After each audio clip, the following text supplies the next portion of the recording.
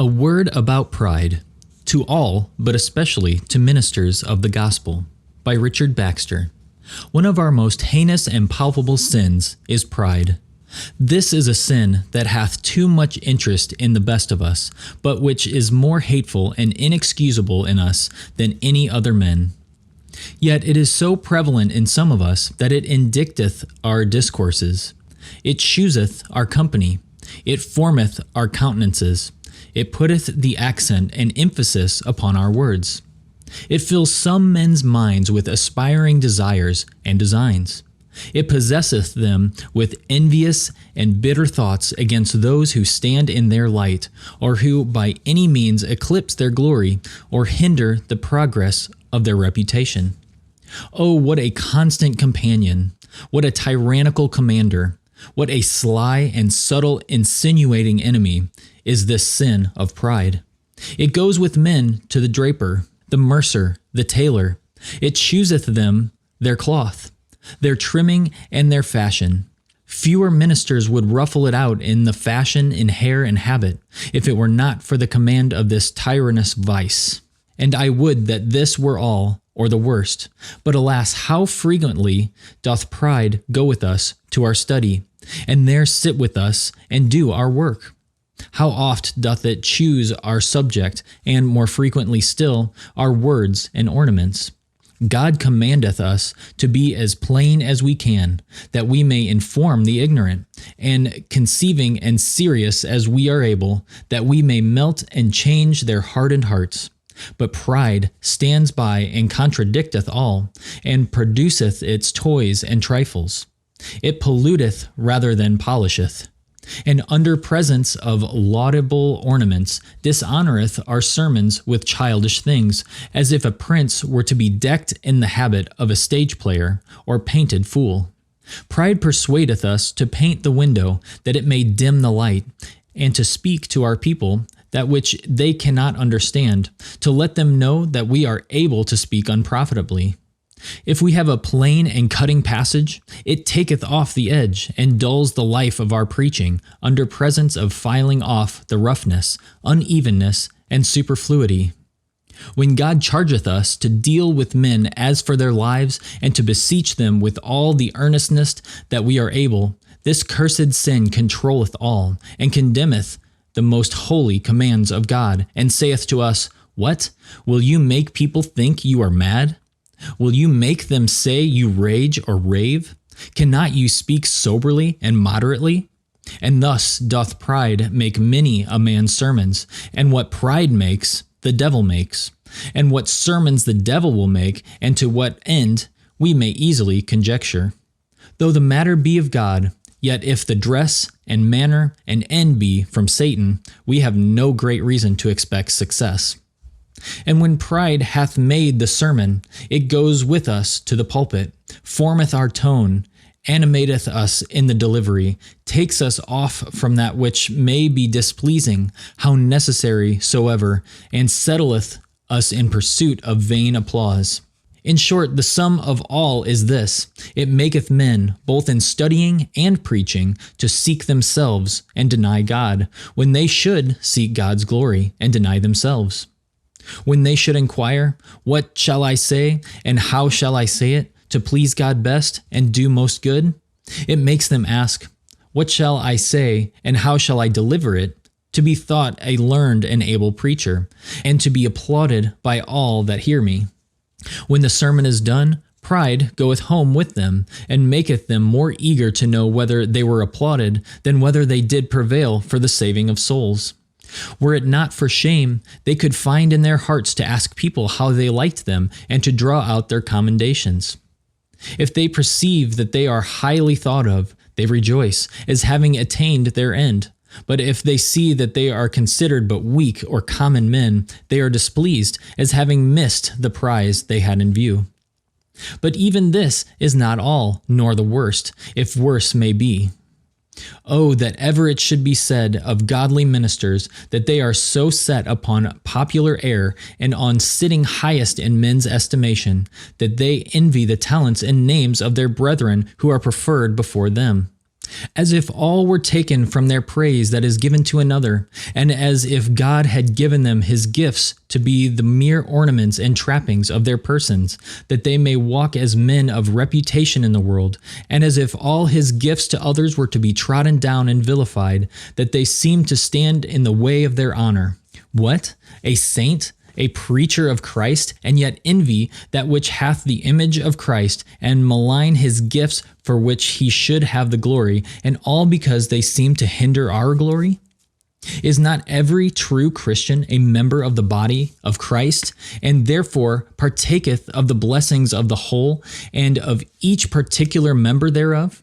And doth not every man owe thanks to God for his brethren's gifts, not only as having himself a part in them, as the foot hath the benefit of the guidance of the eye, but also because his own ends may be attained by his brethren's gifts, as well as by his own? For if the glory of God and the church's felicity be not his end, he is not a Christian. Will any workman malign another, because he helpeth him to do his master's work? Yet, alas, how common is this heinous crime among the ministers of Christ! They can secretly blot the reputation of those that stand in the way of their own, and what they cannot for shame do in plain and open terms, lest they be proved liars and slanderers, they will do in generals, and by malicious imitations, raising suspicions where they cannot fasten accusations.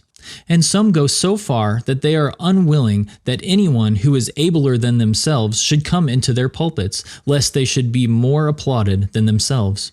A fearful thing it is that any man who hath the least of the fear of God should so envy God's gifts, and had rather that his carnal hearers should remain unconverted, and the drowsy unawakened, than that it should be done by another who may be preferred before him. Yea, so far doth this cursed vice prevail, that in great congregations, which have need of the help of many preachers, we can scarcely, in many places, get two of equality to live together in love and quietness, and unanimously to carry on the work of God.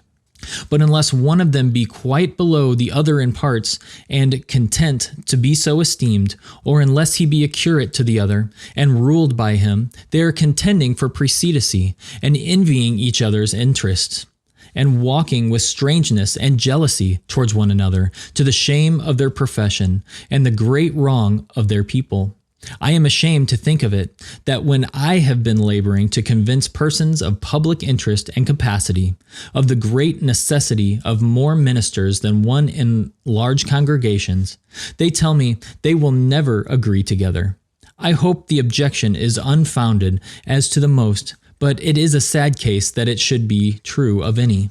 Nay, some men are so far gone in pride that when they might have an equal assistant to further the work of God, they had rather take all the burden upon themselves, though more than they can bear, than that anyone should share with them in the honor, or that their interest in the esteem of the people should be diminished.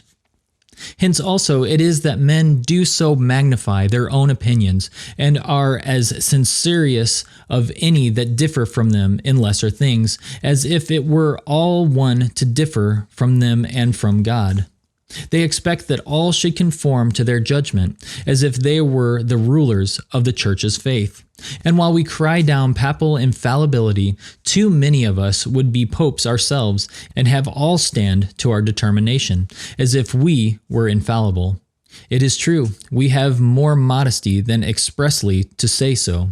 We pretend that it is only the evidence of truth in our reasons that we expect men should yield to, and our zeal is the truth and not for ourselves. But as that must needs be taken for truth which is ours, so our reasons must needs be taken for valid. And if they be but freely examined and be found fallacious, as we are exceedingly backward to see it ourselves because they are ours, so we are angry that it should be disclosed to others. We so espouse the cause of our errors, as if all that were spoken against them were spoken against our persons, and we were heinously injured to have our arguments thoroughly confuted, by which we injured the truth and the souls of men. The matter is come to this pass through our pride, that if an error or fallacious argument do fall under the patronage of a reverend name, which is nothing rare, we must either allow it the victory and give away the truth, or become injurious to the name that doth patronize it. For though you meddle not with their persons, yet do they put themselves under all the strokes which you give their arguments, and feel them as sensibly as if you had spoken of themselves, because they think it will follow in the eyes of others that weak arguing is a sign of a weak man? If therefore you consider it your duty to shame their errors and false reasonings by discovering their nakedness, they take it as if you shamed their persons. And so their names must be a garrison or fortress to their mistakes, and their reverence must defend all their sayings from attack. So high indeed are our spirits that when it becomes the duty of any one to reprove or contradict us, we are commonly impatient both of the matter and the manner. We love the man who will say as we say, and be of our opinion, and promote our reputation, though in other respects he be less worthy of our esteem. But he is ungrateful to us who contradicteth us, and differeth from us, and dealeth plainly with us as to our miscarriages, and telleth us of our faults, especially in the management of our public arguings, where the eye of the world is upon us. We can scarcely endure any contradiction or plain dealing. I know that railing language is to be abhorred, and that we should be as tender of each other's reputation as our fidelity to the truth will permit. But our pride makes too many of us think all men condemn us, that do not admire us, yea, and admire all we say, and submit their judgments to our most palpable mistakes. We are so tender that a man can scarcely touch us, but we are hurt. We are so high-minded that a man who is not versed in complimenting and skilled in flattery above the vulgar rate can scarcely tell how to handle us so observantly, and fit our expectations at every turn, without there being some word or some neglect which our high spirits will fasten on and take as injurious to our honor. I confess I have often wondered that this most heinous sin should be made so light of, and thought so consistent with a holy frame of heart and life, when far less sins are by ourselves proclaimed to be so damnable in our people. And I have wondered more to see the difference between godly preachers and ungodly sinners in this respect. When we speak to drunkards, worldlings, or ignorant, unconverted persons, we disgrace them to the utmost and lay it on as plainly as we can speak, and tell them of their sin and shame and misery. And we expect that they should not only bear it all patiently, but take all thankfully. And most that I deal with do take it patiently, and many gross sinners will commend the closest preachers most. And they will say that they care not for hearing a man that will not tell then plainly of their sins. But if we speak to godly ministers against their errors or their sins, if we do not honor them and reverence them, and speak as smoothly as we are able to speak, yea, if we mix not commendations with our reproofs, and if the applause be not predominant, so as to drown all the force of the reproof or confutation, they take it almost as an insufferable injury. Brethren, I know this is a sad confession, but that all this should exist among us should be more grievous to us than to be told of it. Could the evil be hid, I should not have disclosed it, at least so openly in the view of all. But alas, it is long ago open to the eyes of the world. We have dishonored ourselves by idolizing our honor. We print our shame and preach our shame, thus proclaiming it to the whole world. Some will think that I speak over charitably when I call such persons godly men, in whom so great a sin doth so much prevail. I know indeed that where it is predominant, not hated and bewailed and mortified in the main, there can be no true godliness. And I beseech every man to exercise a strict jealousy and search of his own heart.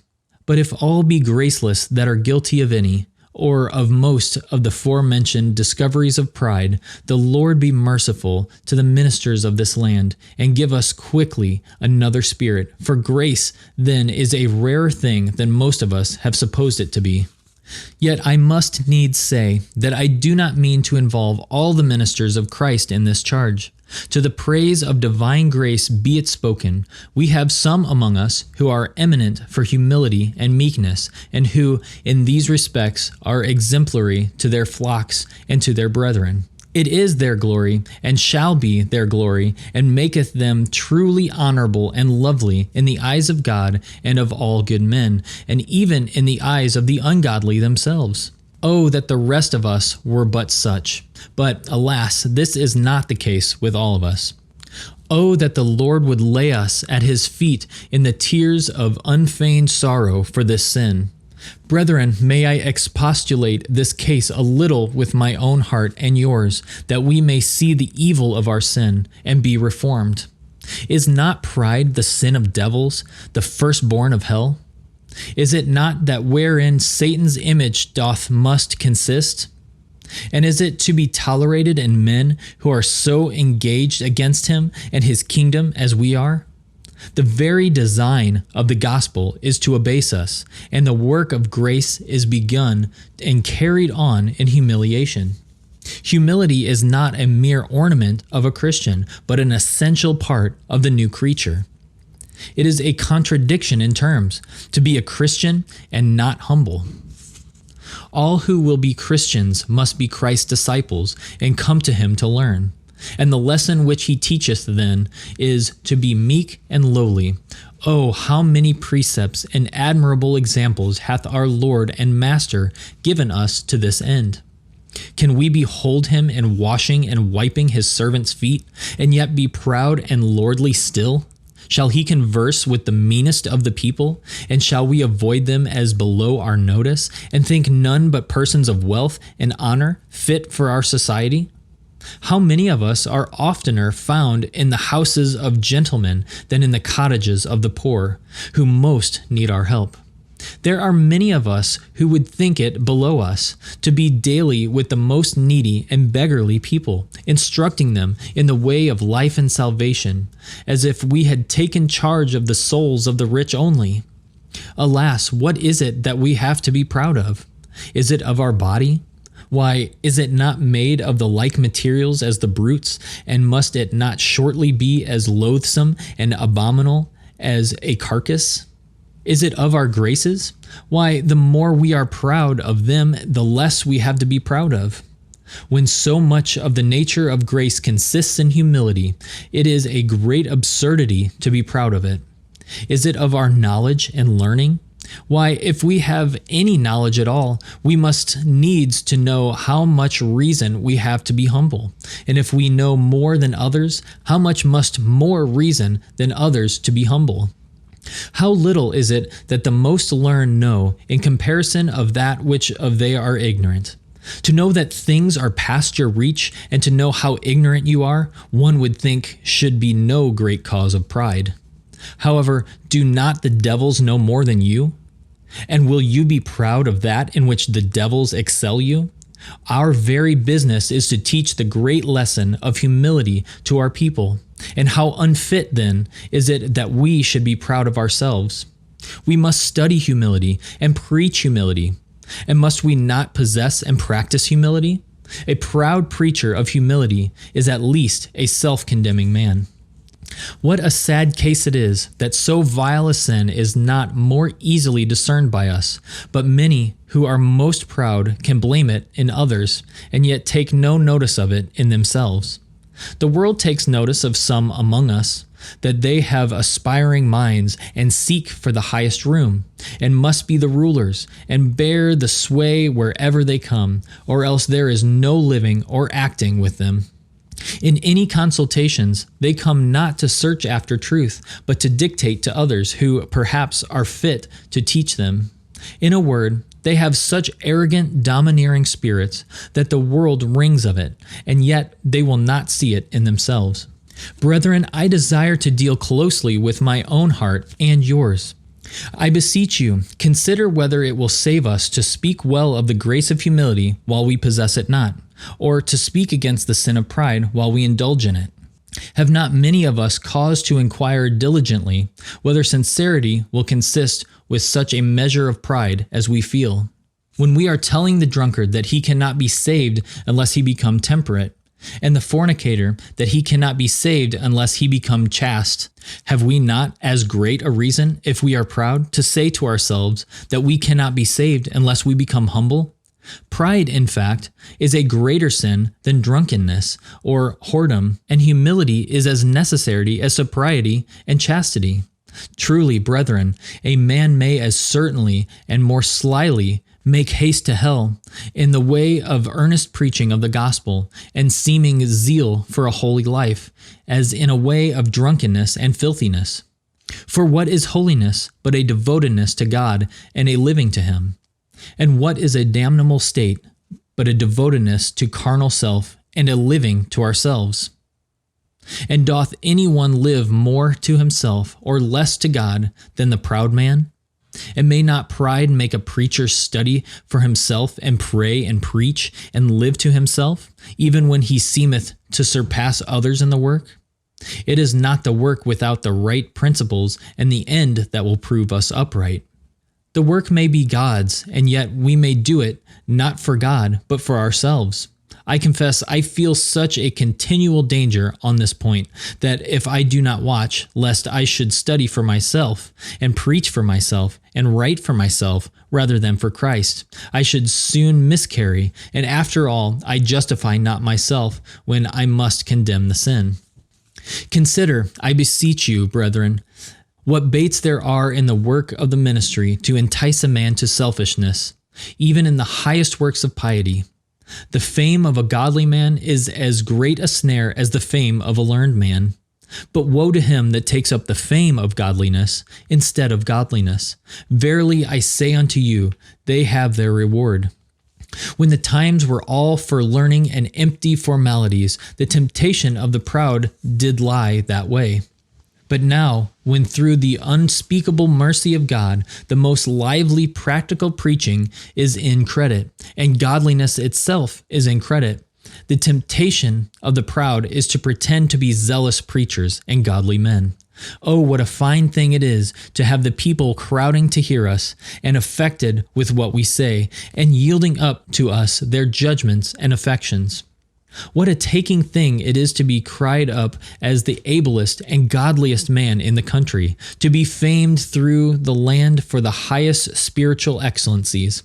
Alas, brethren, a little grace combined with such inducements will serve to make you join yourselves with the forwardest in promoting the cause of Christ in the world. Nay, pride may do it without special grace.